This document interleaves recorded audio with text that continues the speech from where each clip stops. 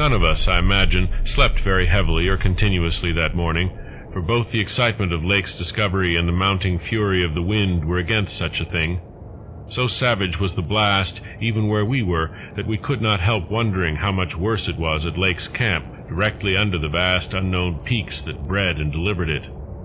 McTighe was awake at 10 o'clock and tried to get Lake on the wireless, as agreed, but some electrical condition in the disturbed air to the westward seemed to prevent communication. We did, however, get the Arkham, and Douglas told me that he had likewise been vainly trying to reach Lake. He had not known about the wind, for very little was blowing at McMurdo Sound, despite its persistent rage where we were. Throughout the day we all listened anxiously and tried to get Lake at intervals, but invariably without results. About noon, a positive frenzy of wind stampeded out of the west, causing us to fear for the safety of our camp, but it eventually died down, with only a moderate relapse at 2 p.m. After 3 o'clock it was very quiet, and we redoubled our efforts to get Lake. Reflecting that he had 4 planes, each provided with an excellent shortwave outfit, we could not imagine any ordinary accident capable of crippling all his wireless equipment at once. Nevertheless, the stony silence continued, and when we thought of the delirious force the wind must have had in his locality, we could not help making the most direful conjectures. By 6 o'clock our fears had become intense and definite, and after a wireless consultation with Douglas and Torfinson, I resolved to take steps toward investigation. The 5th aeroplane, which we had left at the McMurdo Sound supply cache with Sherman and 2 sailors, was in good shape and ready for instant use, and it seemed that the very emergency for which it had been saved was now upon us. I got Sherman by wireless and ordered him to join me with the plane and the 2 sailors at the southern base as quickly as possible, the air conditions being apparently highly favorable. We then talked over the personnel of the coming investigation party and decided that we would include all hands, together with the sledge and dogs which I had kept with me.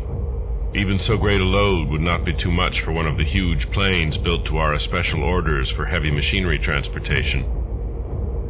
At intervals I still tried to reach Lake with the wireless, but all to no purpose. Sherman, with the sailors Gunnarsson and Larson, took off at 7:30 and reported a quiet flight from several points on the wing. They arrived at our base at midnight, and all hands at once discussed the next move.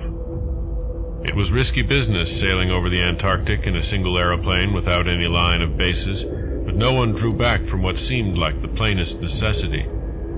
We turned in at 2 o'clock for a brief rest after some preliminary loading of the plane, but were up again in 4 hours to finish the loading and packing. At 7:15 a.m., January 25th, we started flying northwestward under McTighe's pilotage with 10 men, 7 dogs, a sledge, a fuel and food supply, and other items, including the plane's wireless outfit.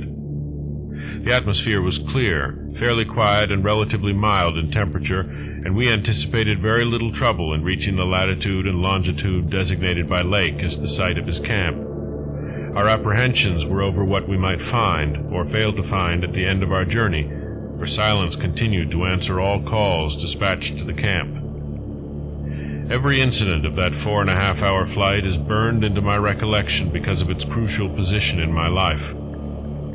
It marked my loss, at the age of 54, of all that peace and balance which the normal mind possesses through its accustomed conception of external nature and nature's laws.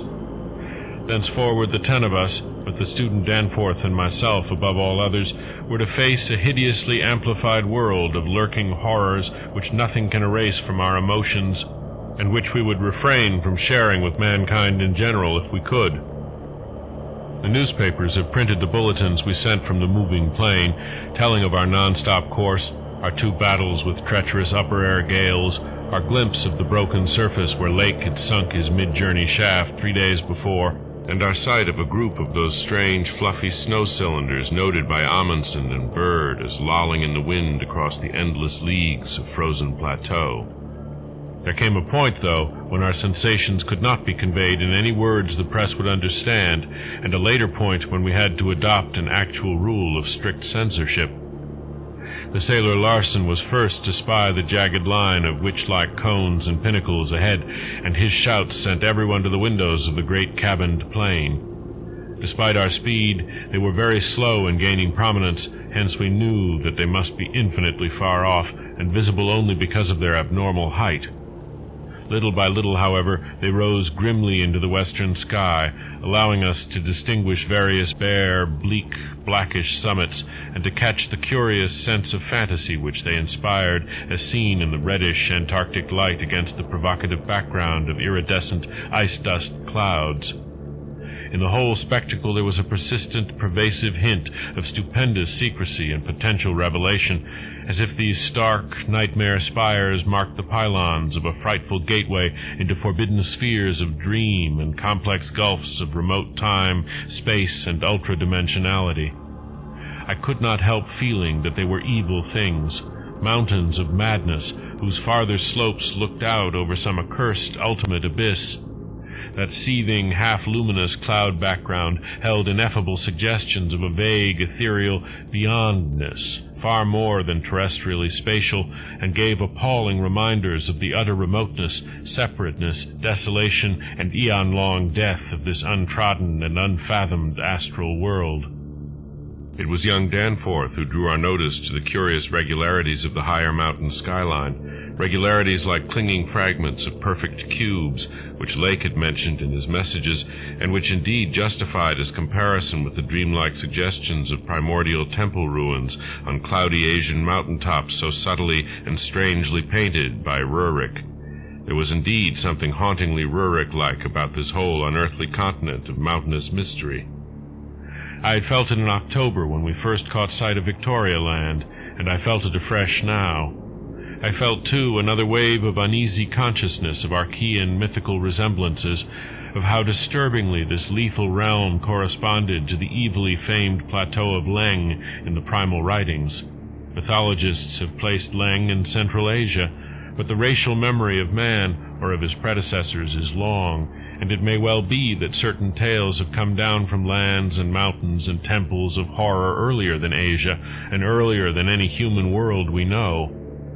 A few daring mystics have hinted at a pre-Pleistocene origin for the fragmentary Akkadic manuscripts, and have suggested that the devotees of Tsathoggua were as alien to mankind as Tsathoggua itself. Leng, wherever in space or time it might brood, was not a region I would care to be in or near. Nor did I relish the proximity of a world that had ever bred such ambiguous and Archean monstrosities as those Lake had just mentioned. At the moment I felt sorry that I had ever read the abhorred Necronomicon, or talked so much with that unpleasantly erudite folklorist Wilmarth at the university. This mood undoubtedly served to aggravate my reaction to the bizarre mirage which burst upon us from the increasingly opalescent zenith as we drew near the mountains and began to make out the cumulative undulations of the foothills. I had seen dozens of polar mirages during the preceding weeks, some of them quite as uncanny and fantastically vivid as the present sample, but this one had a wholly novel and obscure quality of menacing symbolism, and I shuddered as the seething labyrinth of fabulous walls and towers and minarets loomed out of the troubled ice vapors above our heads. The effect was that of a cyclopean city of no architecture known to man or to human imagination, with vast aggregations of night-black masonry embodying monstrous perversions of geometrical laws and attaining the most grotesque extremes of sinister bizarrerie. There were truncated cones, sometimes terraced or fluted, surmounted by tall cylindrical shafts here and there bulbously enlarged, and often capped with tiers of thinnish scalloped discs, and strange, beetling, table-like constructions suggesting piles of multitudinous rectangular slabs or circular plates or five-pointed stars with each one overlapping the one beneath. There were composite cones and pyramids either alone or surmounting cylinders or cubes, or flatter truncated cones and pyramids, and occasional needle-like spires and curious clusters of five. All of these febrile structures seemed knit together by tubular bridges crossing from one to the other at various dizzy heights, and the implied scale of the whole was terrifying and oppressive in its sheer giganticism. The general type of mirage was not unlike some of the wilder forms observed and drawn by the Arctic whaler Scoresby in 1820, but at this time and place with those dark, unknown mountain peaks soaring stupendously ahead, that anomalous elder-world discovery in our minds, and the pall of probable disaster enveloping the greater part of our expedition, we all seemed to find in it a taint of latent malignity and infinitely evil portent. I was glad when the mirage began to break up, though in the process the various nightmare turrets and cones assumed distorted temporary forms of even vaster hideousness. As the whole illusion dissolved to churning opalescence, we began to look earthward again and saw that our journey's end was not far off. The unknown mountains ahead rose dizzyingly up like a fearsome rampart of giants, their curious regularities showing with startling clearness even without a field glass. We were over the lowest foothills now, and could see amidst the snow, ice, and bare patches of their main plateau a couple of darkish spots which we took to be Lake's camp and boring. The higher foothills shot up between 5 and 6 miles away, forming a range almost distinct from the terrifying line of more than Himalayan peaks beyond them. At length Ropes, the student who had relieved McTighe at the controls, began to head downward toward the left-hand dark spot whose size marked it as the camp. As he did so, McTighe sent out the last uncensored wireless message the world was to receive from our expedition. Everyone, of course, has read the brief and unsatisfying bulletins of the rest of our Antarctic sojourn. Some hours after our landing, we sent a guarded report of the tragedy we found, and reluctantly announced the wiping out of the whole lake party. 11 known dead, young Gedney missing. People pardoned our hazy lack of details through realization of the shock the sad event must have caused us, and believed us when we explained that the mangling action of the wind had rendered all 11 bodies unsuitable for transportation outside. Indeed, I flatter myself that even in the midst of our distress, utter bewilderment, and soul-clutching horror, we scarcely went beyond the truth in any specific instance. The tremendous significance lies in what we dared not tell, what I would not tell now but for the need of warning others off from nameless terrors. It is a fact that the wind had wrought dreadful havoc.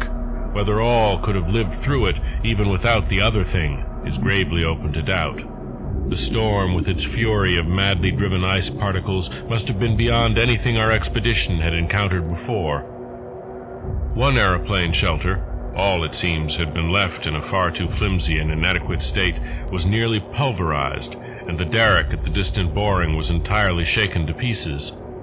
The exposed metal of the grounded planes and drilling machinery was bruised into a high polish, and 2 of the small tents were flattened despite their snow banking. Wooden surfaces left out in the blast were pitted and denuded of paint, and all signs of tracks in the snow were completely obliterated. It is also true that we found none of the Archean biological objects in a condition to take outside as a whole. We did gather some minerals from a vast, tumbled pile, including several of the greenish soapstone fragments whose odd 5-pointed rounding and faint patterns of grouped dots caused so many doubtful comparisons, and some fossil bones, among which were the most typical of the curiously injured specimens. None of the dogs survived, their hurriedly built snow enclosure near the camp being almost wholly destroyed. The wind may have done that, though the greater breakage on the side next to the camp, which was not the windward one, suggests an outward leap or break of the frantic beasts themselves. All 3 sledges were gone, and we have tried to explain that the wind may have blown them off into the unknown. The drill and ice-melting machinery at the boring were too badly damaged to warrant salvage, so we used them to choke up that subtly disturbing gateway to the past which Lake had blasted.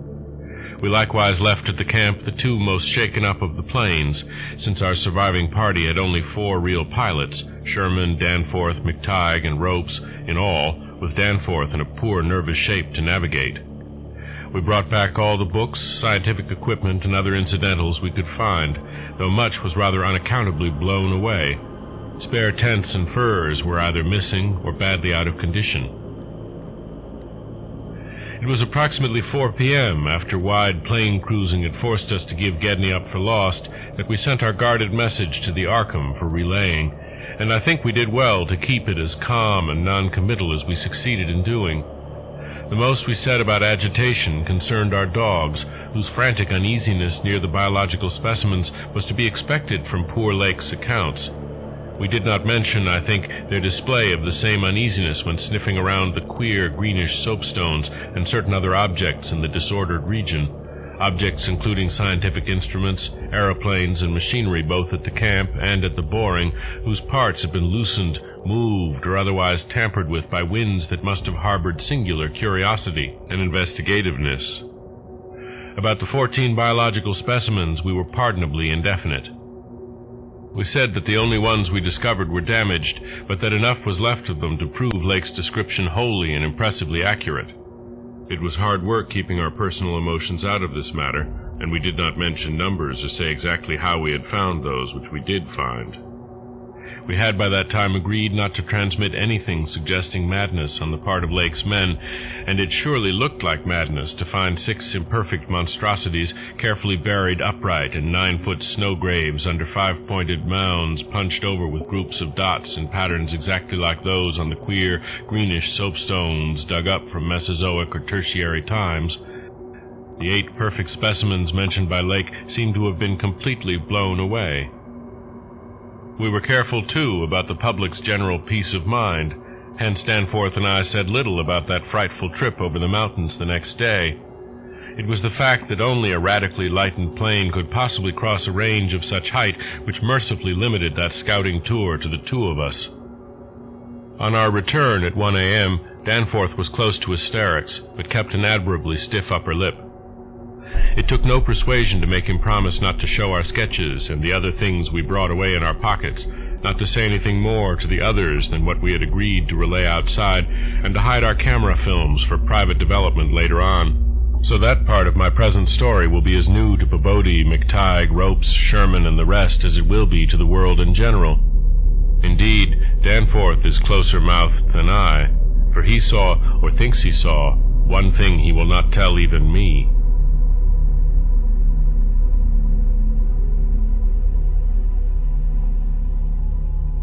As all know, our report included a tale of a hard ascent, a confirmation of Lake's opinion that the great peaks are of Archean slate and other very primal crumpled strata unchanged since at least Middle Comanchean times.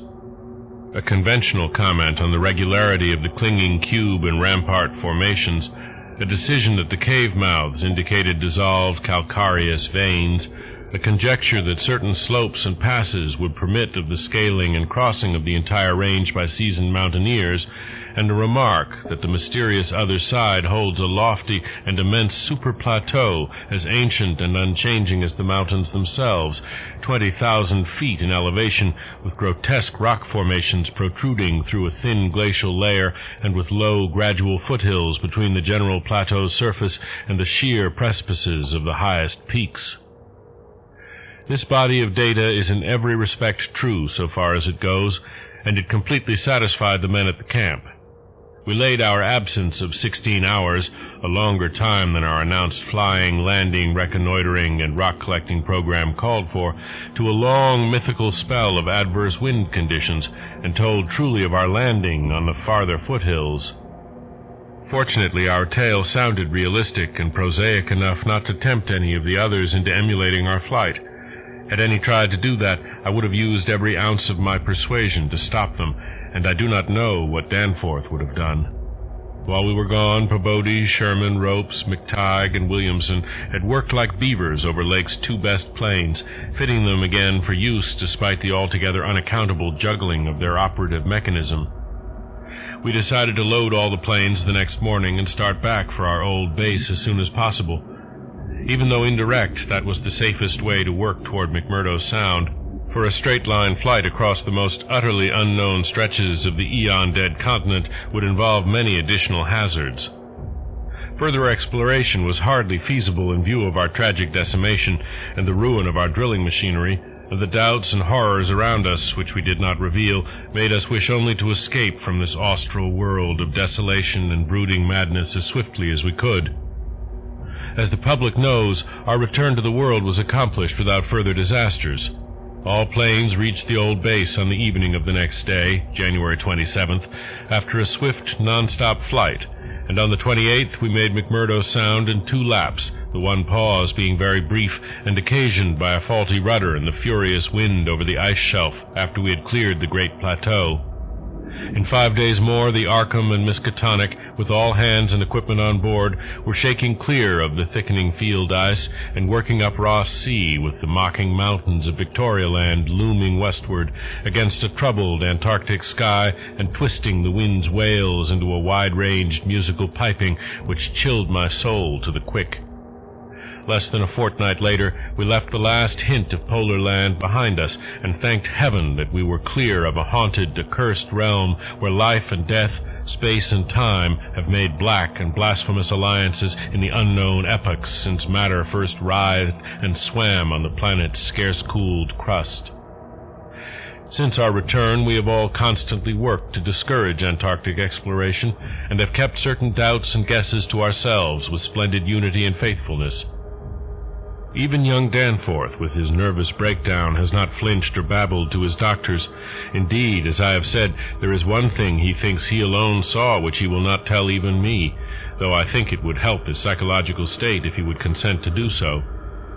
It might explain and relieve much, though perhaps the thing was no more than the delusive aftermath of an earlier shock.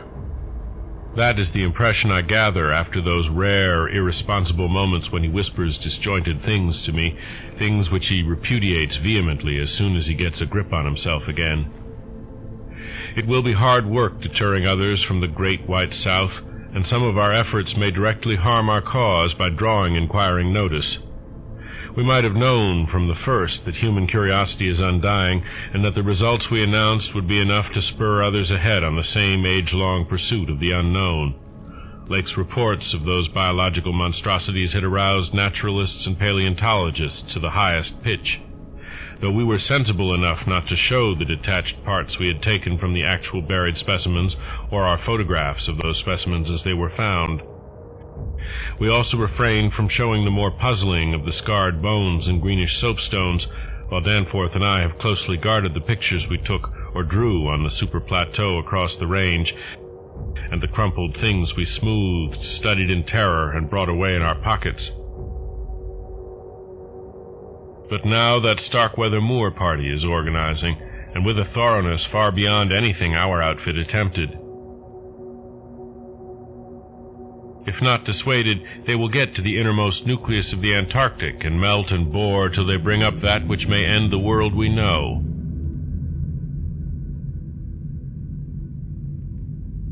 So I must break through all reticences at last, even about that ultimate nameless thing beyond the mountains of madness.